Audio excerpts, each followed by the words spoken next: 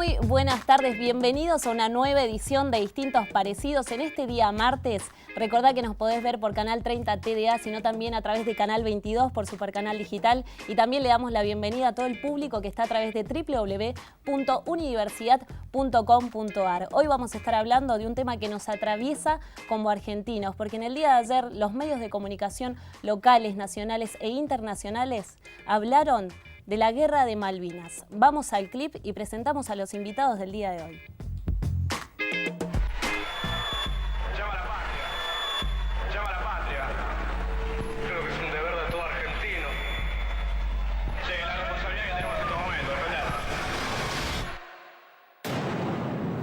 Si quieren venir, que vengan, les presentaremos batalla.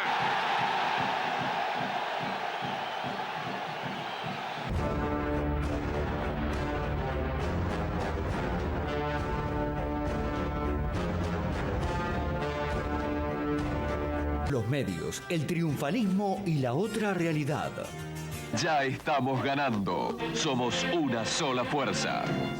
Argentinos, a vencer. Así que si pasan frío, pasan hambre, ya saben quién es el culpable. Yo les puedo asegurar que no pasan frío porque tienen muchísimo abrigo y van a volver con algunos kilos de más porque comen mejor que en casa. ¿Cuántas veces por día comen? Una vez a la tarde, tipo 4 o 5 de la tarde, una sopa. Pero una sopa fría, mal. Me hubiese gustado que hubiese caído una bomba en el obelisco. ¿Para qué? Para que la gente sienta la sensación, lo que se siente, lo que se vive, el miedo que uno pasa.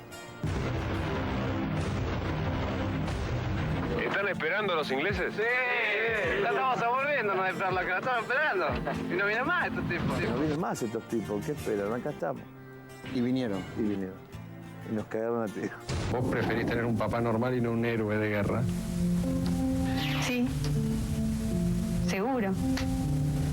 Para mí sería mi héroe por muchas cosas más. No es necesario que vaya a una guerra y que dé la vida por vos para que vos lo consideres héroe. Somos los que aún permanecemos en cuclillas. Los que todavía tenemos las pupilas como esquirlas candentes. Los que a veces nos seguimos arrastrando por la noche. Los que todavía soñamos con regresar algún día. De esta manera presentamos el clip y por supuesto el tema del día de hoy, y es un honor contarles que tenemos en el piso de Distintos Parecidos a los héroes de Malvinas. Quiero saludar a Hugo Olivera de la Asociación de Excombatientes de Malvinas. Buenas tardes y gracias por acompañarnos, Hugo. Hola, Catarina. Bueno, también está con nosotros Julio Néstor Cáceres, ex suboficial de la Armada Argentina. Un placer, gracias por acompañarnos. También está con nosotros Rodolfo Sevilla de este lado, excombatiente. Gracias por acompañarnos. Gracias, Carolina, por la invitación. Bueno, y José Gambino, ex suboficial también de la Armada Argentina. Bienvenido, José. Bueno, muchas gracias, un placer conocerla. Bueno, vamos a abrir este debate y quiero que me cuenten un poco desde su perspectiva cuál fue el contexto, cuál era la situación que vivía Argentina en 1982, estos días, meses previos a la guerra. Bueno, es una pregunta muy linda porque usaste un término que venimos tratando de imponer en la sociedad, que es el término contexto, ¿sí?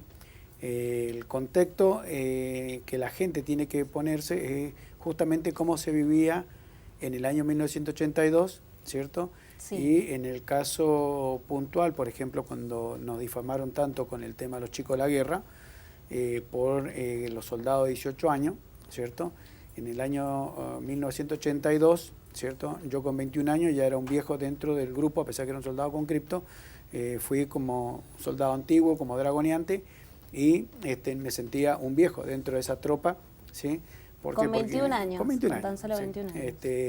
Y digo, en ese contexto, ¿por qué? Porque la mayoría de los jóvenes, incluso los que estaban haciendo el servicio militar obligatorio, eran porque la mayoría terminaba el primario y tenía un oficio, generaba un oficio, y la expectativa de vida y de casamiento de una persona era entre 21, 22, 23 años, casarse y tener hijos.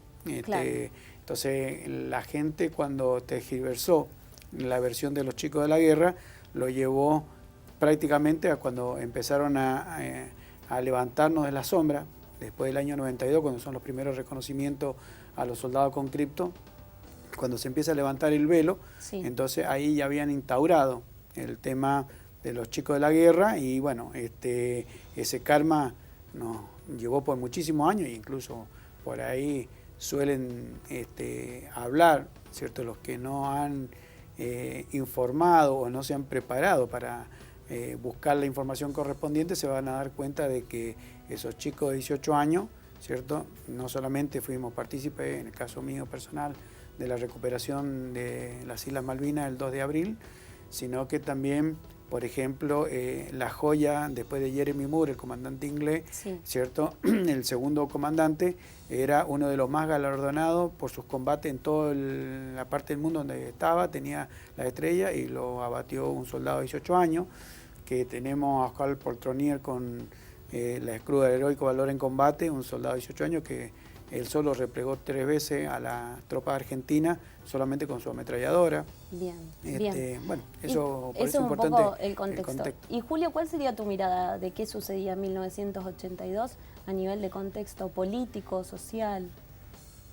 Bueno, mirá, nosotros estábamos en una unidad que generalmente se caracterizaba por ser una fuerza de infantería de primera línea, que está situada en Río Grande, en Tierra del Fuego.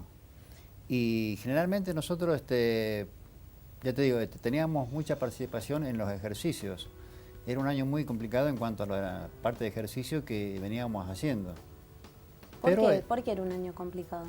Porque nosotros sabíamos hacer un tipo de ejercicio al año, 3, 4, y esta vez era todo seguido. Entrábamos y salía, pero nunca llegamos a pensar que podíamos estar frente a un conflicto.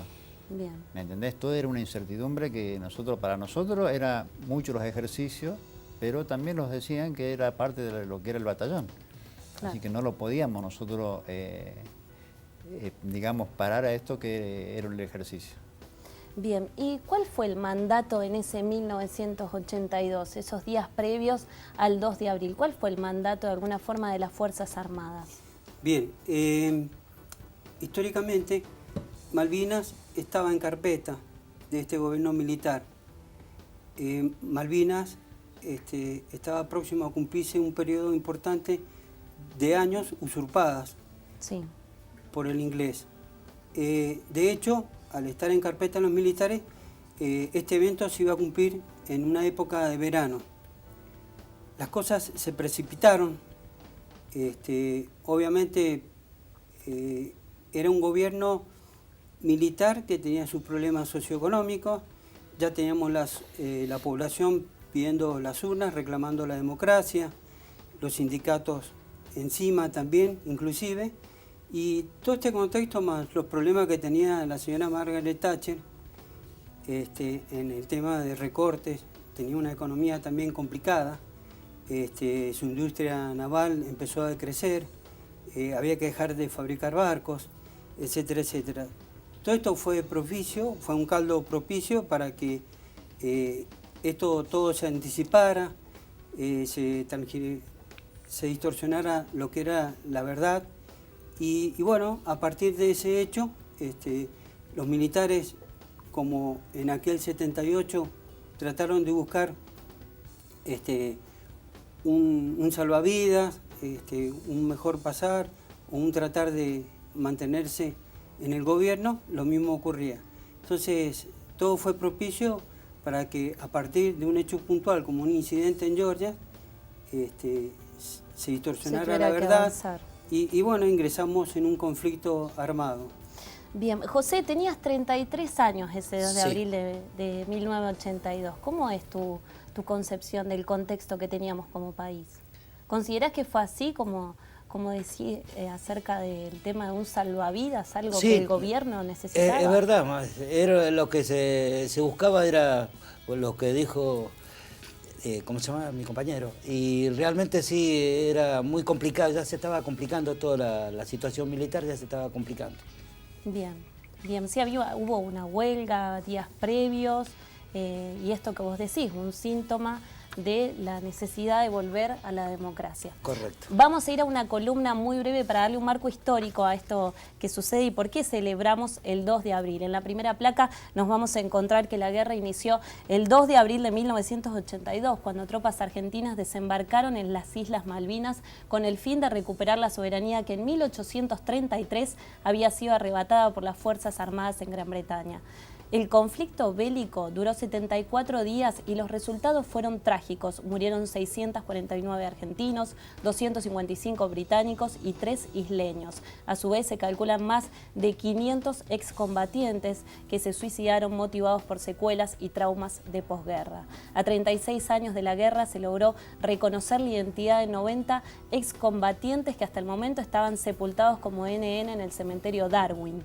Esto fue posible gracias al trabajo conjunto y investigación entre los gobiernos de Argentina, Reino Unido y la labor del Comité Internacional de la Cruz Roja. En la siguiente placa vamos a hablar sobre este Día del Veterano y de los caídos en las guerras de Malvinas. En noviembre del 2000, a través de la Ley 25370, el día 2 de abril fue declarado Día de los Veteranos y Caídos en Malvinas en homenaje a todos los combatientes caídos y los sobrevivientes de la Guerra de Malvinas y sus familiares. Fue declarado feriado inamovible en el año 2006.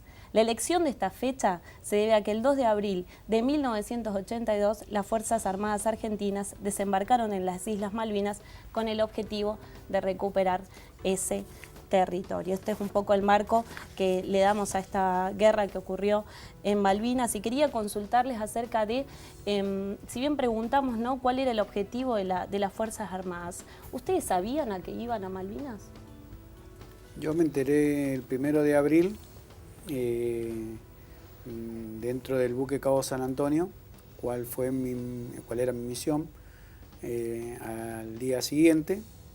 Bueno, para mí en lo personal fue un orgullo muy grande saber que la historia me ponía ante la posibilidad de ser partícipe de la recuperación de nuestras islas. Bueno, yo me entero ahí dentro del barco. Mi situación es muy particular porque fui agregado a último momento. Yo pertenecía al BIN 1, al Batallón de Infantería número 1, y a último momento mandaron a pedir dos grupos de soldados de refuerzo para el BIN 2. Sí. Y bueno, el destino y yo por lo menos agradecido de la vida que me eligieron a mí, solamente nada más que el contexto cuando me encontré, cuando llego al BIN 2, fue la única vez que vi la autoridad. Después yo me moví solo con los grupos y te digo que a pesar que iba con 2 cabos de 18 años, yo iba al frente del grupo porque era dragoneante, que era como un cabo segundo que decía, sí, ¿cierto? Y a la vez era el más antiguo de todo el grupo que íbamos en ese momento, ¿no? Bien. Así que primero abordamos el Irizar, después nos dijeron de qué hacíamos ahí, así que fuimos, preguntamos, dijeron no, dice tienen que irse con el Cabo San Antonio, subimos el Cabo San Antonio, nadie sabía que íbamos, pero estábamos ahí, ¿viste? Pero bueno, en el contexto que yo me entero, dentro del buque cuando hace la arenga el comandante Busser. Bien, bien. ¿Y Julio? Bueno, a nosotros nos sorprende un poco digamos, la orden. O sea, nosotros ya veníamos al día 3, ya los habían informado que íbamos a tener una campaña grande que para nosotros habíamos regresado recientemente de una campaña. Pero los llamaba la atención porque, ¿por qué los llama la atención? Porque en ese momento los piden que a los concretos les revisemos todo el equipo, que los veamos qué les hacía falta. Todo lo que tuviera algo roto se cambiaba automáticamente a todo nuevo. Bien. Una de las cosas que nos llamaba la atención fue eso, que la campaña que se había. Cerca del mediodía, cuando fuimos a almorzar y después volvíamos de vuelta, alguien del pasillo por ahí, el rumor del pasillo, dice, che, vamos a Malvinas. Nosotros, viste, no, vos estás jodiendo. No, vamos a Malvinas, dice. Somos designados para ir. Pero nadie lo confirmó. Bien. ¿Ahí ya se hablaba de Operación Rosario o eso fue después? No, nosotros se hablaba de ir a Malvinas, nada más. Bien. Nosotros no participamos en el operativo Rosario porque fuimos después. Claro, la operación Rosario es la recuperación nada más. La recuperación, y nosotros fuimos a cubrir lo que ellos habían recuperado, la custodia, digamos, de las islas. Y entonces ese mismo día, el día 3 a la tarde, en una formación de lo que es la compañía nuestra, ahí los informan de que sí, íbamos designados para defender la isla. Entonces para nosotros, viste, a ver, es un orgullo para uno ser tan joven y asumir una responsabilidad de ese tipo. Te podés imaginar que nosotros decíamos, llegó la hora, porque nosotros realmente íbamos a hacer lo que ya veníamos haciendo, a defender las islas. Y bueno, y así nosotros sorprende, digamos, automáticamente todos preguntan si había algún problema, había alguna enfermedad que tuviera alguno, para desafectarlo de la compañía, para que no fuera. Por el contrario, ¿viste? Todos éramos una compañía casi de 80 hombres y ninguno quiso, ¿viste?, quedarse. Bien. Rodolfo, ¿estaban preparados para ir a Malvinas? Como profesional, nosotros históricamente traemos una preparación, un formato, un modo de operar, un modo de responder, y básicamente lo que nos enseña la fuerza es al uso cotidiano, tanto en equipo y en grupo, para trabajar, para defender, para navegar. Bien. Y esa situación estábamos todos preparados. Es aquí que lo que no se evaluó, nunca se evaluó, fue la diferencia de tecnología. Nunca se evaluó al enemigo. Yo entiendo que se precipitó un poco la decisión. Y cuando ya dijimos, si quieren venir, que vengan, ya estábamos todos con las valijas hechas y partimos. Entonces, ya en el momento de la trinchera, era como es el ser argentino. Lo atamos con alambre y vamos para adelante. Bien. Esa fue la realidad. Bien. Pero lo que hay que destacar, lo que hay que rendir homenaje es que fueron soldados de 18 años, pero eran leones en el campo de batalla. En todos los escenarios siempre hay miedo. El miedo es muy normal. Lo anormal es el pánico. Y esta gente respondió acorde a su coraje, a su temple, y a que lo que hicieron, lo hicieron convencidos. Bien. José, ¿qué opinaban los familiares y amigos de ustedes en ese momento? Es que no teníamos, en ese momento no teníamos mucha comunicación con el continente o con la provincia de Mendoza. ¿Y al momento de la salida? No, fue simplemente una... No, lo que pasa es que, por ejemplo, el caso mío particular, sí. Nosotros, el buque que yo estaba era un buque antártico que proveía las bases antárticas. Bien. Entonces, nosotros teníamos un pequeño conocimiento porque cada base de la Antártida que nosotros le llevábamos la mercadería para proveerla, para ¿no es cierto? proveer, sí. Claro. Tienen distintos colores para diferenciarse de qué base es. Había una mercadería que no tenía, habían cargado una parte de material y todo, que no tenía color de base, no tenía color de nada, y lo habíamos puesto en un rinconcito de las bodegas que teníamos. Bien. Porque el buque donde yo estaba era buque hospital. Pasó a ser buque hospital después de Ushuaia, cuando nosotros terminamos de proveer las bases antárticas. Después nosotros vinimos a Ushuaia para recargar el combustible y algunas mercaderías más que faltaban. Y ahí nos enteramos comentarios así, digamos, de la gente de Ushuaia, pero ya venía del otro lado de las cordilleras el comentario de que nosotros ya íbamos para Malvinas, pero nosotros ya teníamos un pequeño conocimiento por la cantidad de mercadería que habíamos cargado, que no tenía color ni nada para ninguna base. Claro, eso ya era un indicio. Bueno, nos vamos a ir a un breve corte y enseguida regresamos. Voy a tomar una palabra que dijimos recién en maquillaje. Estamos malvinizando. Así que quédate con nosotros y enseguida regresamos en el segundo bloque con más Malvinas Argentinas.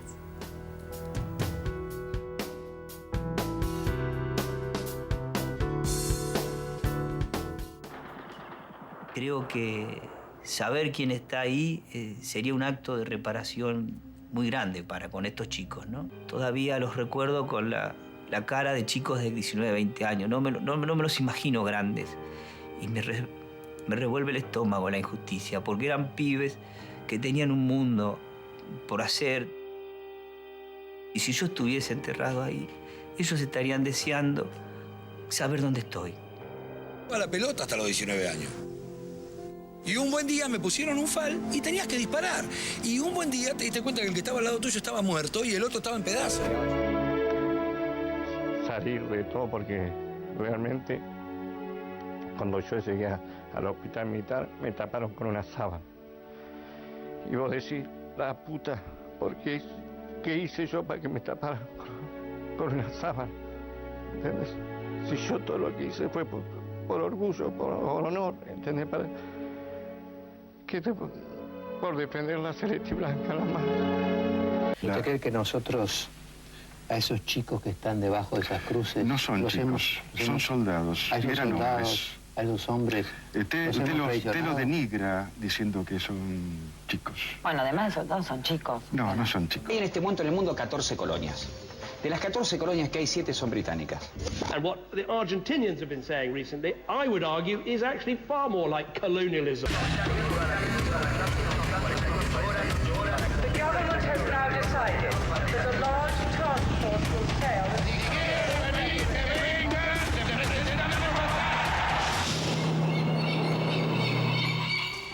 De esta manera abrimos el segundo bloque y el segundo clip relacionado a las Malvinas. Nos vamos a ir a los Twitter, a los tweets en realidad, en la red social del Twitter, acerca de qué es lo que se ha dicho en estos días. Bueno, la primera nos dice, este también fue un tema de interés hemisférico y aún sigue vigente. Los bolivianos siempre estuvimos del lado correcto, hashtag Malvinas Argentinas. Y la imagen que coloca es más voluntarios, unos 25.000 bolivianos se han presentado. En la siguiente dice, a 36 años de la guerra hay que recordar a estas mujeres que también fueron parte y jamás tuvieron algún reconocimiento ni aparecieron en un libro de historia, hashtag también Malvinas Argentinas, con las mujeres que participaron. A 36 años de la gesta de Malvinas, no olvidamos el silencio impuesto por el Estado en aquellos años, que contó con la complicidad de los medios de comunicación para borrar de la memoria colectiva esa parte de la historia. En el siguiente dice, el rol de los medios durante la guerra Malvinas Argentinas con los diarios de mi papá.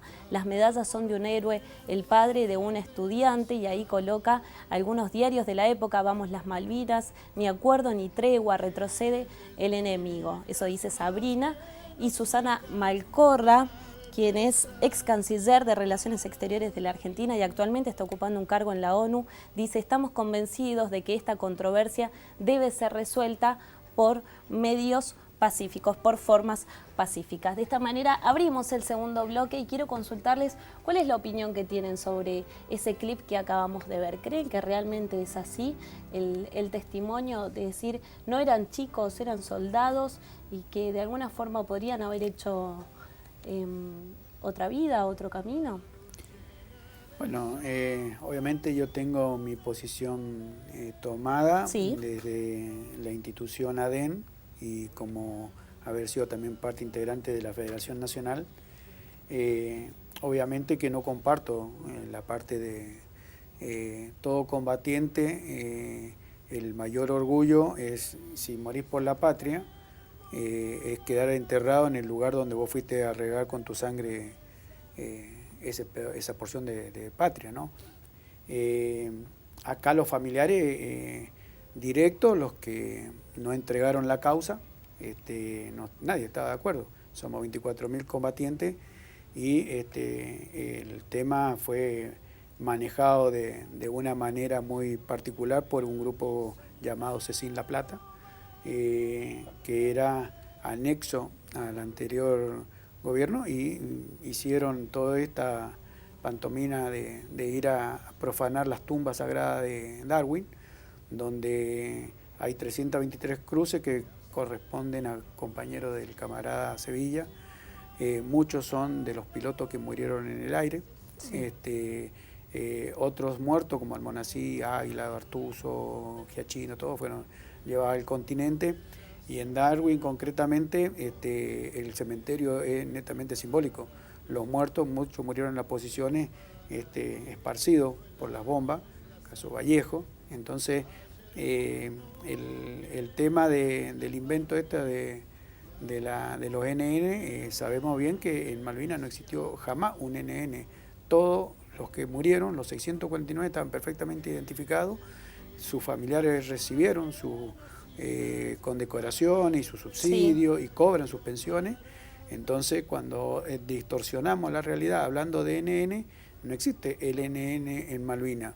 Cada uno tenía un nombre. Lo que pasa que todo esto obviamente tenía otro trasfondo político y no la necesidad de descubrir quiénes eran, porque los restos eran restos óseos que estarían esparcidos en Tambledon, en Montequén, en donde fueron los combates más sangrientos, y fueron sepultados en la misma turba en determinadas fosas comunes. Bien. Nosotros personalmente lo entendemos como una farsa y una profanación al cementerio sagrado de Darwin. ¿Coincidís, Rodolfo? Básicamente es una realidad muy grande, a la cual los excombatientes no nos podemos negar. Nadie nos puede a nosotros decir que tenemos que distorsionar la historia. Quienes la vivimos, quienes sufrimos, quienes estuvimos en esa trinchera, sabemos lo que ocurrió en Malvinas. A nosotros no nos distorsionaron, como lo hicieron en el continente con los argentinos. A nosotros no nos vinieron los medios de comunicación a decir, no, está pasando esto otro, y la realidad que vivíamos nosotros la vivíamos porque la sufríamos en carne propia. Bien. Entonces, esas son situaciones que nos molestan mucho, que distorsionan la historia, la verdadera historia, y somos nosotros quienes tenemos la verdad y somos nosotros quienes tenemos que decirla y somos nosotros quienes vamos a contarla, para que ya no haya más distorsión, para que no haya más mentiras, y todas estas son situaciones que nos llevan a no un enfrentamiento, sino a encontrarnos en total desacuerdo, a un malestar que no podemos manejar, porque son arreglos políticos, lamentablemente. Y quedamos un poco al margen de esta realidad que lamentablemente el 90% de la gente conoce distorsión de la realidad, conoce la distorsión. Y la verdad somos pocos las que la sabemos. Y por eso hoy seguimos malvinizando, hoy seguimos visitando los canales, hoy seguimos visitando las escuelas, las universidades, los lugares de trabajo, la fábrica, para contar la realidad, lo que es la pura verdad. Bien. ¿Cuál es tu opinión, Julio? Bueno, yo creo que... Porque de alguna forma fue la noticia nacional en el día de ayer de Malvinas, fue precisamente este anuncio del gobierno. Mirá, yo lo miro que también tiene un contexto bajo político. ¿Por qué digo político? Porque mirando el TEI hay gente que actúa muy bien, ¿me entendés? Se han victimizado ante una cámara y no es tan así. Porque ya te digo, quien estuvo allá y soportó todo lo que fue el combate enemigo en primera línea, yo te lo puedo decir que yo he visto cosas, ¿me entendés? Y cada soldado nuestro, estoy hablando de lo que es infantería marina, iban identificados. ¿Qué quiere decir con esto? Que nosotros que llevábamos los conscriptos, sabíamos que si a ellos les pasaba algo, ¿qué es lo que teníamos que hacer? ¿Por qué? Porque llevábamos chapas identificatorias, que a nosotros nos permitía, si fallecía un conscripto, sacarle una y una se le ponía en la boca. Y quedaba ahí el cuerpo, lo acomodábamos de tal forma que tapado para que sobreviva. Después, cuando terminó la guerra, se juntaron los cuerpos y los pusieron todos juntos en un lugar. ¿Me entendés? O sea, y vos ves por ahí gente que se ha victimizado con ese tema de porque yo no sé si la política trabajó sobre ello o hacen política a través de la guerra de Malvinas. Yo por ahí estoy en desacuerdo, muchas veces veo los tapes y me pone mal porque hay gente que actúa muy bien, ¿me entendés? Y no se asemeja a la realidad que nosotros estuvimos allá. Yo hablo por mí porque yo estuve en la primera línea del Batallón 5 y he estado prisionero y yo he visto cosas y muchas veces me molesta ese tipo así de cosas. Bien. José, ¿considerás que es así? Bueno, en el caso particular mío, nosotros trajimos los muertos en Malvinas en el crucero General Belgrano. O sea que eso es la realidad.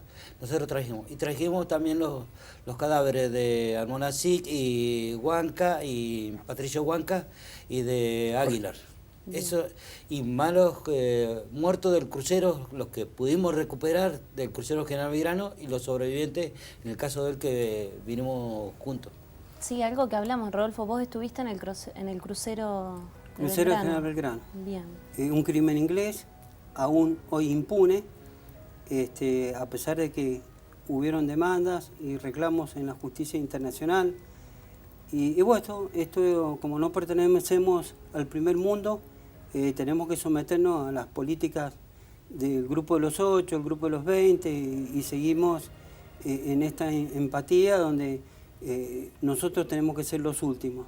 Y bueno, la lucha continúa, tenemos una posguerra muy complicada y bueno, todos los días tenemos que salir a revertir la realidad de un país donde manejan la información, donde distorsionan todo, como dije anteriormente. Bien. ¿Cómo fue reinsertarse en la sociedad al regreso para ustedes? Bueno, para mí que era soldado con cripto, malísimo. Me tiraron entre gallo y medianoche en mi ciudad natal de San Rafael. La posguerra fue más dolorosa que el acero enemigo, porque el olvido, la burla. Yo, por mis estudios, entré en Agua Energía en el 83 acá en Luján de Cuyo, y obviamente venía sin familia, estaba muy solo acá, y siempre fue objeto de burla, de cargada, de agresiones, ¿cierto? Porque obviamente estábamos silenciados por una cuestión de firmar un compromiso con la Armada de que no podíamos hablar, o sea, nos dieron una hoja. ¿Firmaron un compromiso donde no podían contar lo que habían vivido? Claro, o sea, a mí me mandaron un memorando, ¿cierto? Era una aclaración jurada, y con un cassette para los jóvenes existía un plástico con ruedita que tenía una cinta y se grababa. Entonces nos dieron un cassette, entonces yo en ese cassette podía expresar lo que yo quisiera expresar de la guerra, ¿sí? Y a la vez llevaba una hoja de un memorando de la Armada donde yo me comprometía a no decir absolutamente nada distinto de lo que pusiera en el cassette, de lo que había hablado en la guerra. Entonces ellos, como hicieron con las cartas, iban a hacerle la censura. Obviamente ni firmé el memorando ni mandé el cassette tampoco, ¿no? Pero sí fuimos silenciados y no poder hablar de la guerra porque con la vuelta a la democracia, sobre todo nosotros los que estábamos haciendo el servicio militar obligatorio, pagamos un alto precio por la pérdida de una batalla y no de la guerra, como normalmente se dice, porque la batalla de Malvinas, la bélica, capituló el 14 de junio, pero después nosotros hemos seguido malvinizando y hemos logrado, por ejemplo, ganar una batalla grande que es con la Constitución Nacional, ¿cierto? En el artículo primero de las cláusulas transitorias, donde se anunció la imprescriptibilidad de la soberanía sobre las Islas Malvinas. ¿Eso qué hace? Que no volvamos a tener otra entrega como en el 84 de la isla Lennon, Picton y Nueva, que la tiramos a la basura, ¿cierto? Entonces el pueblo argentino no está mentalizado de la importancia que tiene para las futuras generaciones, ¿cierto? Todo lo que es el hemisferio sur y sobre todo nosotros, la Antártida Argentina. Entonces, bueno, esa batalla se ganó y hoy está en la Constitución Nacional. Después se han ido ganando varias batallas internas, solamente que, como dice Rodolfo, el poder de veto que tienen los poderosos del mundo hacen que hoy no se cumplan las resoluciones, pero ya está legítimamente declarado que el derecho internacional nos dice que Malvinas, Georgia y la isla del Atlántico Sur son argentinas por derechos jurídicos, geográficos. En eso es indiscutible. Lo que pasa es que cuando se pide el diálogo, ¿cierto? Inglaterra, como tiene derecho a veto, no acata ninguna de las resoluciones que se den, o sea, son organismos preparados solamente para las grandes potencias. Bien. Bueno, nos vamos a quedar con eso y nos vamos a ir a un corte muy breve y enseguida regresamos al tercer bloque del día de hoy porque estamos hablando de las Malvinas argentinas, con ellos que estuvieron ahí luchando, combatiendo, con héroes de Malvinas. Recordá que estamos en Facebook y en Instagram como Distintos Parecidos para que puedas participar y nos des tu opinión, sino también en Twitter como @dpsenalu. Quédate con nosotros, enseguida regresamos con más Distintos Parecidos. Me preguntaron cómo vivía, me preguntaron, sobreviviendo dije, quiero elegir el día para mi muerte. Regresamos al último bloque de Distintos Parecidos. Hoy estamos hablando de las Malvinas y quería consultarles acerca de, bueno, Hugo, en realidad Julio, perdón, quería consultarte acerca de cuál es de alguna forma el escenario actual que tenemos con las Malvinas. Mira, hoy en día estamos, digamos, nosotros como veteranos estamos buscando la solución a muchos problemas que hemos tenido después de este regreso, en busca de una contención a nivel, digamos, país. Digo, Bien. Contención por la sociedad y contención por digamos, porque nosotros en un momento fuimos abandonados, ¿me entendés? Y después se comienza a hacer el proceso de a poco, a hacer la parte de lo que fue el reconocimiento a nosotros. ¿En qué momento comenzó ese reconocimiento? Y, que mirá, vos puedas recordar, decir, bueno, en tal año o tal yo gobierno. lo empiezo a vivir y desde el 2002 lo empiezo a vivir. Porque yo también... 20 años después recién. Después nosotros empezamos a tener, pero es como decía recién Hugo, de que nosotros fuimos víctimas de burlas. Y estoy hablando de personal de cuadro, yo hablo de personal de cuadro. Fuimos discriminados.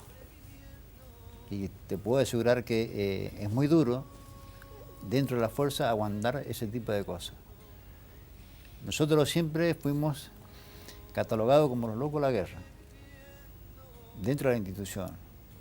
Y a vos te ponían siempre un límite. Aparte, no tenías que estar con el resto tratando de decir las cosas que pasaron. Entonces, para los jefes nuestros era una molestia el veterano. Y siguió siendo una molestia, digamos, hasta el día que yo me vine de allá. Fue una molestia. Entonces yo digo que nosotros, por parte de la institución nuestra, ha sido una molestia y va a seguir siendo, digamos, porque nosotros seguimos reclamando. Lo que reclamamos creo que es justo.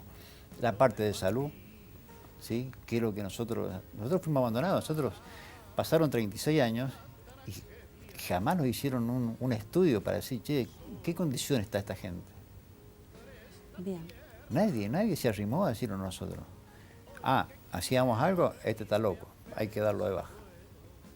Era lo más fácil, pero jamás se cruzó, y yo siempre peleé porque nosotros decíamos que teníamos que tener una contención a nivel psicológica y psiquiátrica y de salud, que lo sigan a nosotros con estudios médicos, viéndonos el comportamiento de nosotros, cosa que nunca se logró.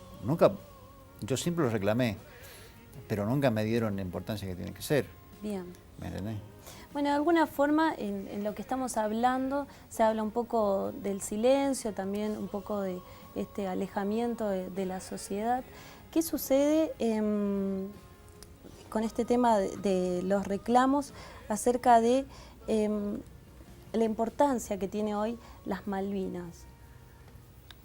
¿Qué opinás? Bueno, en líneas generales, históricamente, el día 14 de junio finaliza el conflicto bélico. Sí.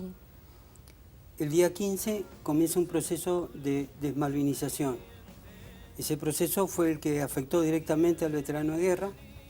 Ese proceso fue el que nos impidió a nosotros la reinserción, que obviamente hasta el día de hoy reclamamos. Ese proceso es el que evitó que nosotros fuéramos evaluados psicológicamente cada uno. Ese proceso creo permitió los suicidios. Todas esas son situaciones que fueron acompañadas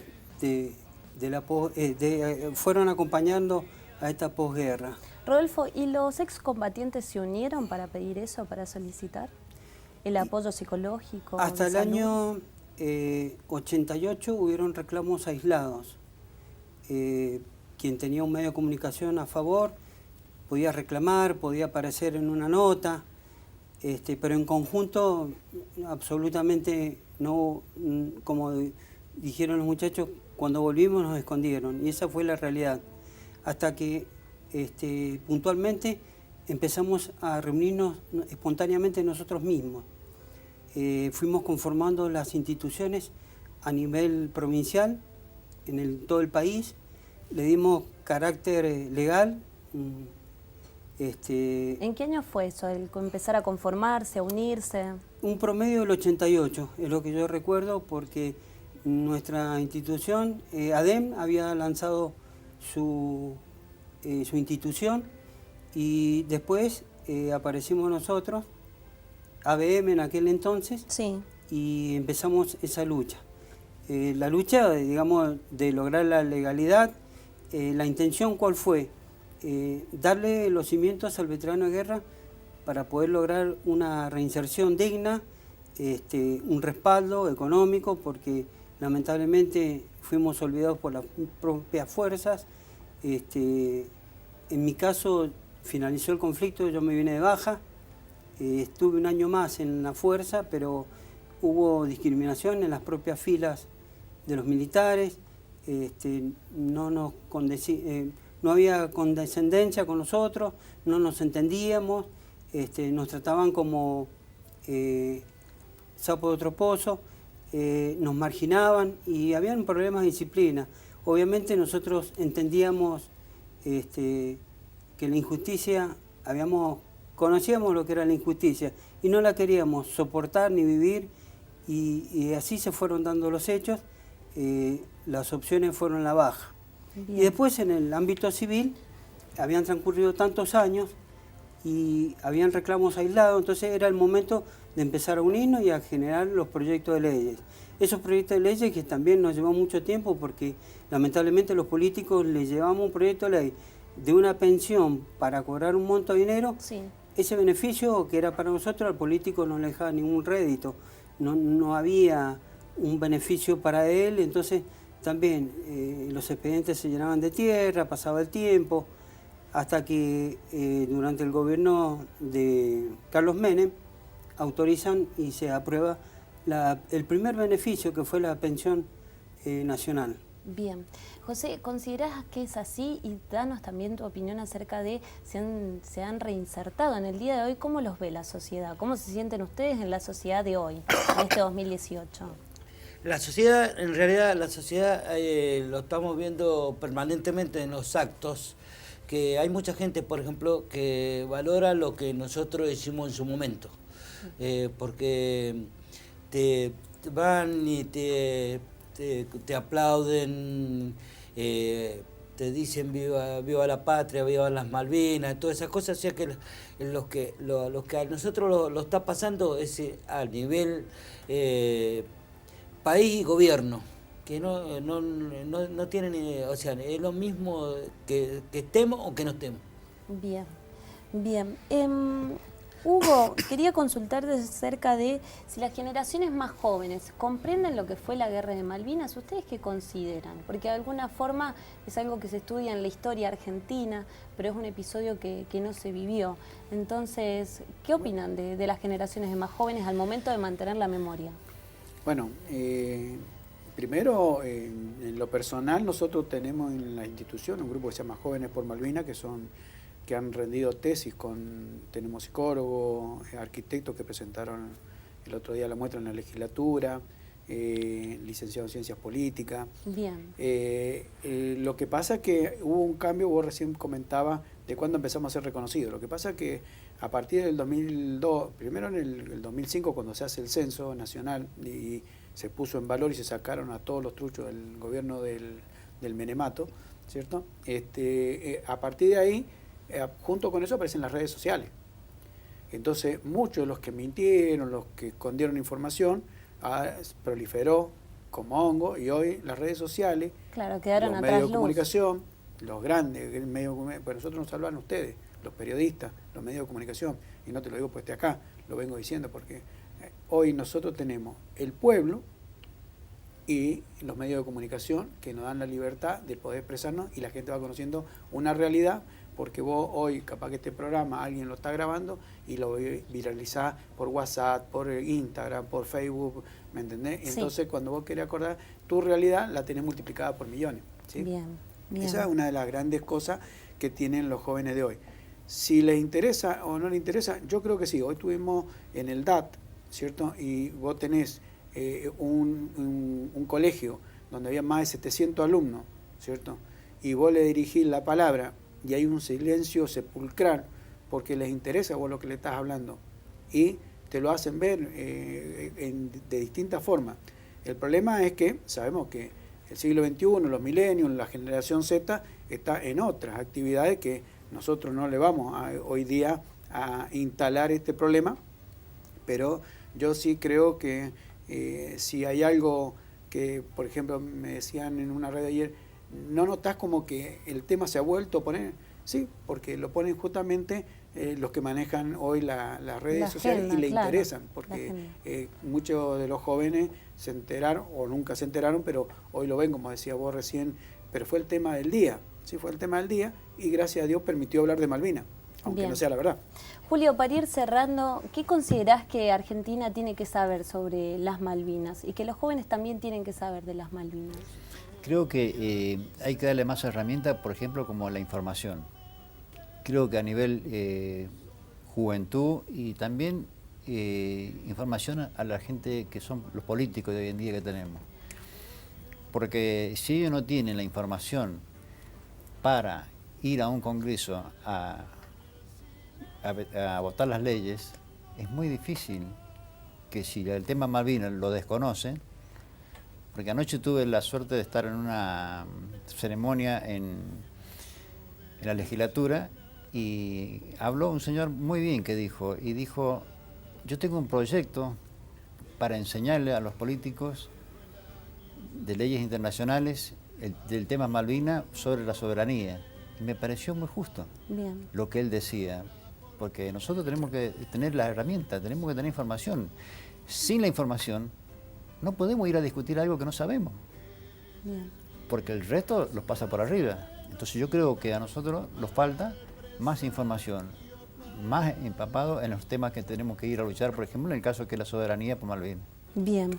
Bueno, Hugo, Julio, Rodolfo y José, gracias por acompañarnos en este día en Distintos Parecidos. Ojalá podamos tenerlos nuevamente en el programa. Bueno, gracias a vos y muchas gracias. Nuevamente.